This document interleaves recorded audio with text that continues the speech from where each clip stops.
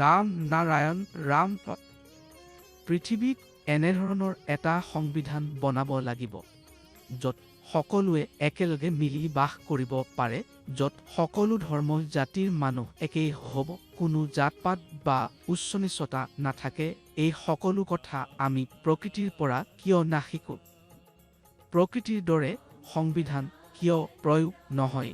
যেনে দিনৰাতি হয়, সূৰ্য জোনাক তৰা যি নিয়মে চলে সেইবোৰ কিয় আমি গ্ৰহণ নকৰোঁ?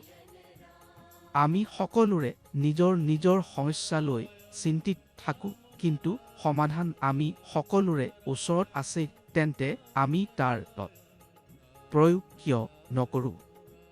সকলো জানে, সকলো বুজে যে বিনাশৰ কাৰণ কি, সকলো পঢ়া লেখা কৰা বুদ্ধিমান শিক্ষিত। প্ৰকৃতিত যি ব্যৱস্থা আছে সেই ব্যৱস্থা পৃথিৱীৰ সকলো মানুহে মিলি বহি চিন্তন কৰি সমাধান বিচাৰিব লাগে, যাতে সকলোৰে বাবে এটা উন্নত প্ৰাকৃতিক সংবিধান তৈয়াৰ হয়। প্ৰকৃতিত কোনো মালিকানা স্বত্ব নাই। আজিৰ সংবিধানৰ ৰাজনৈতিক দল সকলো মানুহে বনোৱা। এই সকলো মানুহে বনোৱা বস্তু পৃথিৱীৰ পৰা আঁতৰাব লাগিব। মই এতিয়াও সকলোৰে সৈতে মিলি আগবাঢ়ো, সকলোৰে সৈতে মিলি পৰিশ্ৰম কৰি উপাৰ্জন কৰোঁ। মই কেতিয়াও কোনোবাৰ পৰা ধন লোৱা নাই। মোৰ এটা দল আছে আৰু আমি সকলোৱে মিলি পৰিশ্ৰম কৰি পেট ভৰাও। এইদৰে সকলোৱে একেলগে এখন মাত তুলিব লাগে। যি আমাৰ জন্মগত অধিকাৰ সেইটো আমাক দিব লাগে। লাখ লাখ বছৰৰ পূৰ্বে কেতিয়াও কটাও ব্যক্তিগত মালিকানা স্বত্ব নাছিল। এই ব্যক্তি মালিকানা আহিল যেতিয়া মানুহৰ চিন্তা বুদ্ধি চিন্তন বেছি হ'ল।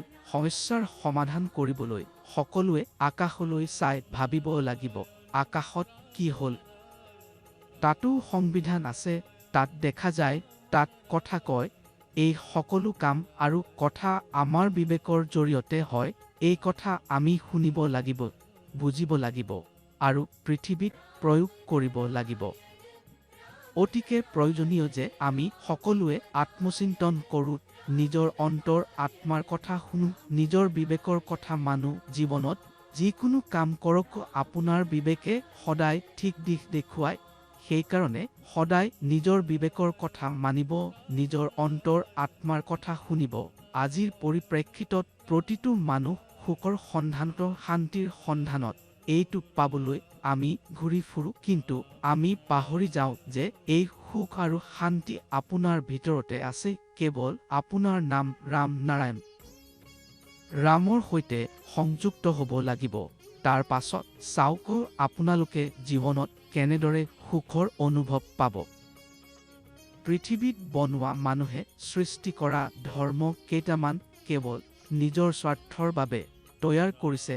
যিমান ধৰ্মৰ ৰক্ষক বা কাহিনীকাৰ আছে, তেওঁলোকে কি কেতিয়াবা মৃত্যুৰ পাছত আহি আপোনালোকক সুধিছে যে আপোনালোকে কেনেকৈ আছে? পৃথিৱীত যি তথাকথিত 4 ধৰ্ম স্বীকৃত, সিহঁত শেষত আহিল ক'ৰ পৰা? ধৰ্মৰ কথা সকলোৱে কয়, কিন্তু সঁচা ধৰ্ম আৰু ধৰ্মগ্ৰন্থ কি? পৃথক পৃথক ধৰ্মত পৃথক পৃথক গ্ৰন্থৰ শৃংখলা আছে, যেনে সনাতনীৰ বাবে ভাগৱত গীতা, ৰামায়ণ, মুছলমানৰ বাবে কুৰাণ শৰীফ, খ্ৰীষ্টানৰ বাবে বাইবেল। এতিয়া ইয়াত মানুহৰ মাজত বহু সন্দেহ থাকে, কাক সঁচা ধৰ্মগ্ৰন্থ বুলি ধৰা হ'ব।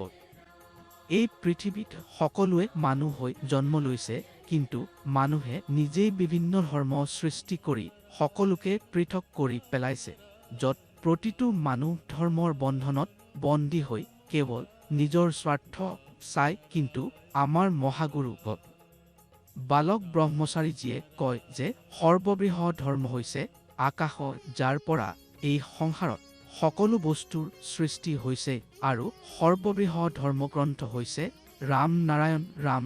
এই গ্ৰন্থৰ প্ৰতিটো পৃষ্ঠা হৈছে ব্ৰহ্মাণ্ডত বিস্তৃত তৰা আৰু গ্ৰহ নক্ষত্ৰ। পৃথিৱীত প্ৰায় 8 কোটি মানুহ, সিহঁতৰ সকলোৰে শৰীৰ এই ধৰ্মগ্ৰন্থৰ পৰা অৰ্থাৎ ৰাম নাৰায়ণ ৰামৰ পৰা গঠিত, য'ত পঞ্চভূত একত্ৰিত আজিৰ পৰিপ্ৰেক্ষিতত আৱশ্যক যে আমি ৰাম নাৰায়ণ ৰাম নামৰ সৈতে সংযুক্ত হওঁ, কাৰণ কেৱল ৰাম নাৰায়ণ ৰাময়ে আপোনাৰ জটিল জীৱনক ঠিক দিশ দেখুৱাব।